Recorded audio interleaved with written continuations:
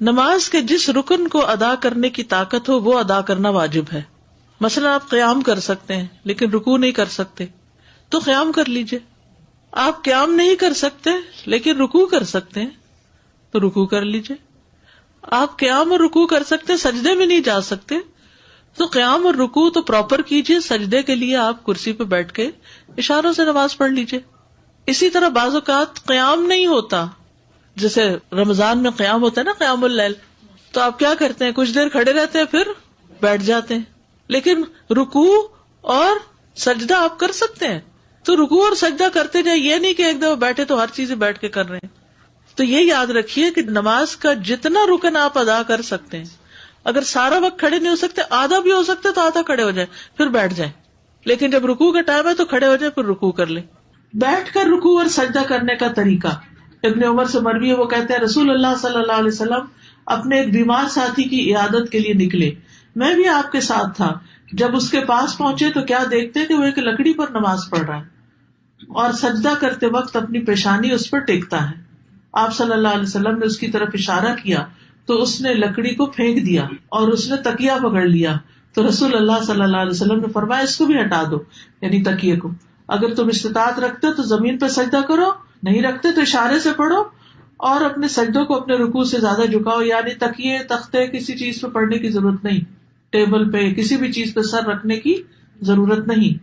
اور یہ حدیث یاد رکھیے. عبدالعزیز بن باز کہتے ہیں کہ زمین یا کرسی پر بیٹھ کر نماز ادا کرنے کے لیے واجب ہے کہ وہ سجدہ کرتے وقت اپنے رکوع سے زیادہ جھکے، بس یہ یاد رکھیے.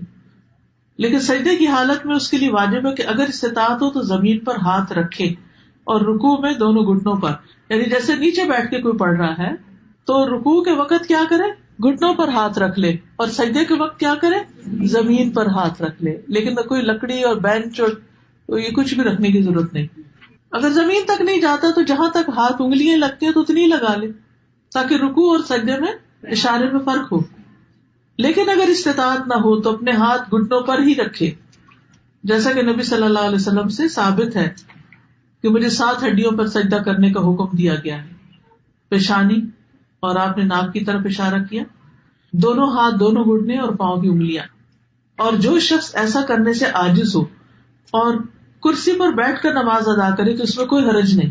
یعنی زمین پہ نہیں بیٹھ سکتا تو کیا کرے، کرسی میں بیٹھ جائے. فاتقوا اللہ ما استطعتم، نبی صلی اللہ علیہ وسلم نے فرمایا اذا امرتکم بامر فاتوا منہ ما استطعتم، جب میں تمہیں کسی چیز کا حکم دوں تو تم اپنی استطاعت کے مطابق اس پر عمل کرو. رکوع اور سجود میں کمر جھکانے کا طریقہ. اگر کوئی شخص کمر جھکا نہیں سکتا، بعض لوگوں کی بیک کی سرجری ہوتی ہے، جھکا ہی نہیں سکتے، تو وہ سر جھکا لے، گردن ہی جھکا لے. اور اگر اس کی کمان کی طرح پہلے سے ہی دوہری ہو تو ایسا لگتا ہے کہ رکوع کی حالت میں ہے تو جب وہ رکوع کا ارادہ کرے تو تھوڑا اور جھکے. بعض لوگوں کا کب نکل جاتا ہے نا، کبڑا جیسے ہوتا ہے، اس کی کمر پہلے ہی ایسے ہے تو وہ کیا کرے، تھوڑا سا اور سر جھکا لے. پھر سجدے کی حالت میں جتنا اس کے لیے ممکن ہو اپنے چہرے کو زمین کی طرف اور زیادہ قریب کرے، جتنا ممکن ہو نیچے تک جائے سجدے میں. یاد رکھیے کرسی پر بھی بیٹھے ہوئے جتنا آپ جھک سکیں جھکتے جائیں. اب صف میں کرسی رکھنے کا طریقہ. کرسی کو صف میں رکھنے کے متعلق علماء نے بیان کیا کہ جو شخص بیٹھ کر نماز ادا کرتا ہے اس کے لیے اس کی پشت معتبر ہوگی، چنانچہ نہ تو وہ صف سے آگے ہو نہ پیچھے ہو. مقعد وہ حصہ ہے جس پر جسم کا انحصار ہے، یعنی کرسی اس طرح رکھے کہ لائن میں اس کے کندھے دوسروں کے ساتھ لگ رہے ہوں، پاؤں نہیں. کیا رکھے، کندھے، سر یہ برابر ہونا چاہیے. اس لیے اگر نمازی ابتدا سے اختتام تک کرسی پر بیٹھ کر نماز ادا کرے گا، یعنی اول سے آخر بیٹھا ہی ہے، جیسے بہت سے بزرگ ہوتے ہیں نا، وہ کھڑے ہی نہیں ہوتے، بیٹھا ہی بیٹھا ہے، تو وہ اپنے بیٹھنے والی جگہ کو صف کے برابر کر دے گا. یعنی یہ جگہ صف کے برابر ہو جائے گی اور پاؤں کہاں ہوں گے، آگے نکلے ہوئے ہوں گے. اور اگر وہ کھڑا ہو کر نماز ادا کرے گا اور صرف رکوع سجدے کے وقت کرسی پر بیٹھے گا تو اس میں کھڑا ہوتے وقت صف میں برابر کھڑا ہوگا، کرسی پیچھے جائے گی، پھر کرسیاں الگ رکھی جائیں گی تاکہ وہ دوسروں کے لیے تکلیف کا باعث نہ بنے. عین بیچ میں کرسی نہیں رکھے کہ پیچھے والا کیا کرے گا، اور کرسی بھی ایسے جو آگے پیچھے ہو سکتی ہو. کامن سینس ہے بالکل. اپنی پوری کوشش کے ساتھ جتنا کر سکتے ہو کر لو. نماز کے واجبات کو ادا کرنے کا قاعدہ یہ ہے کہ نمازی جس فعل کو سر انجام دینے کی طاقت رکھے اسے ادا کرنا اس پر واجب ہے، اور جس رکن کو ادا کرنے سے وہ عاجز ہو وہ ساقط ہے۔ جو کر ہی نہیں سکتے، ہم بعض اوقات ایسے تو گھٹنے اکڑ جاتے ہیں، تو آپ پوری طرح جلسہ استراحت میں پوری طرح پیچھے نہیں بیٹھ سکتے، یعنی آگے اکڑو سے ہو کے بیٹھے ہوئے ہوتے ہیں، کوئی بات نہیں، یہ نہیں کہ اٹھتے ہی دوبارہ سجدے پہ چلے گئے، نہیں، جتنا رک گئے، ٹیڑھے رکے سیدھے رکے، جتنی استطاعت ہے، فاتقوا اللہ ما استطعتم۔ لہذا جو شخص قیام کرنے سے عاجز ہو تو وہ قیام کی حالت میں کرسی پر بیٹھ سکتا ہے، لیکن رکوع اور سجدہ اس کی اصل صورت میں ہی کرے گا۔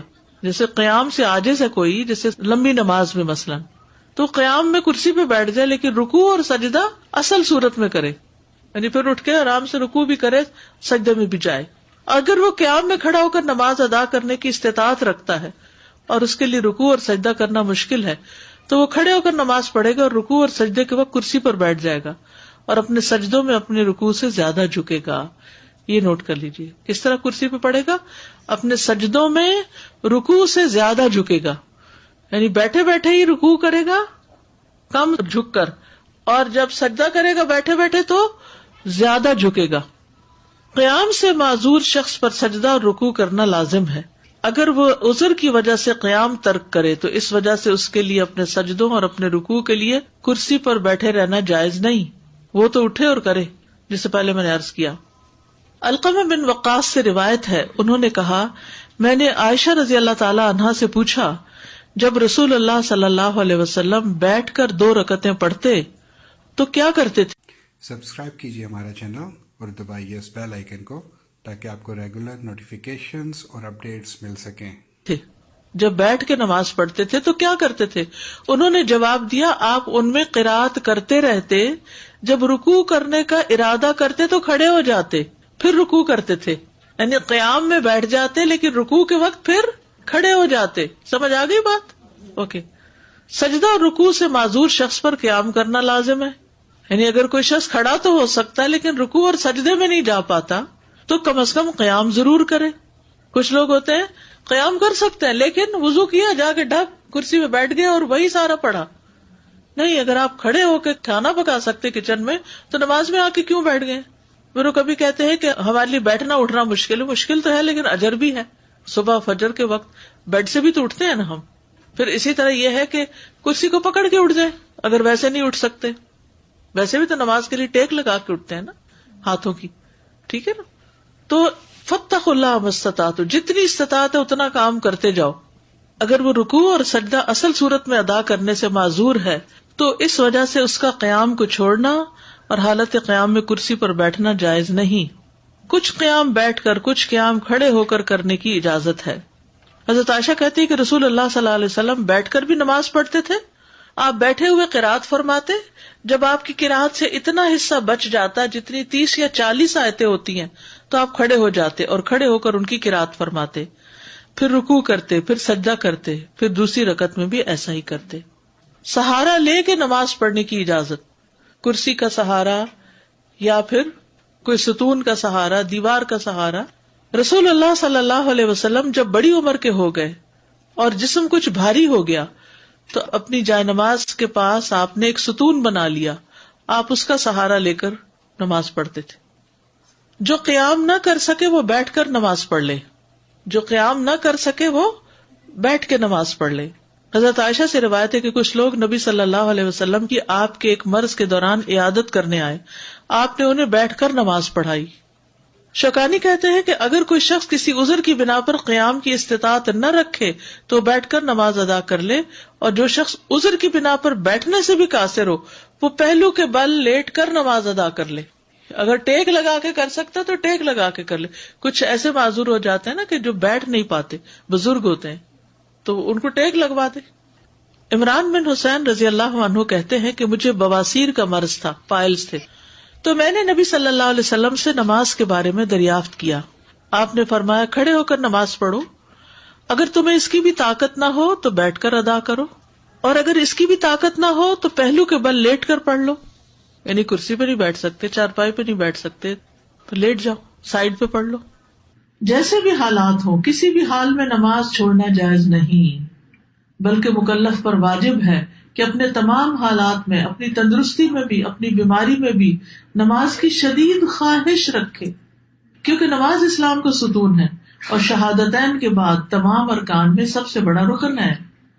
کسی مسلمان آدمی کے لیے فرض نماز کو چھوڑنا جائز نہیں.